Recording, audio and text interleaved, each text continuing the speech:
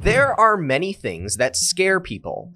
Ghosts, clowns, the thought that everyone around you secretly dislikes you and is actually actively conspiring to make your life worse, inflation, and other things.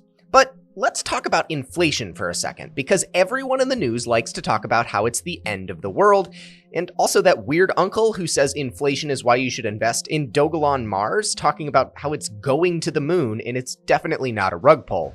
But inflation doesn't have to be bad. In fact, inflation is good. Economists and financial leaders actually want there to be about 2 to 3% inflation each year in a healthy economy.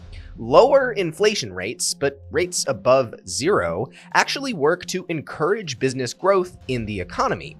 Inflation becomes a problem when it runs out of control and devalues everyone's money. But, how can you take high inflation rates, often thought to be a major downer, and turn them into a money-making opportunity?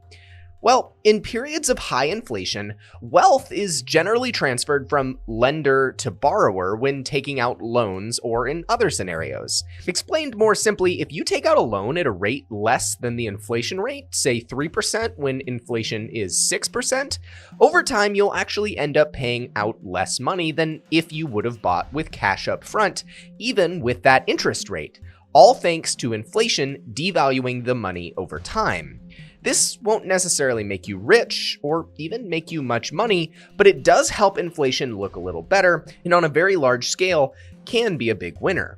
But there are actual ways to make money with inflation. Inflation devalues money, so you have to counteract it. You need something that grows in cost faster than inflation devalues the money.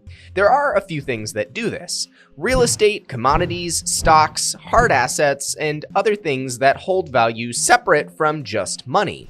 Real estate and hard assets like collectibles, some cars, etc. are great options in periods of high inflation because these asset classes go up in value, usually at least the pace of inflation, but generally more.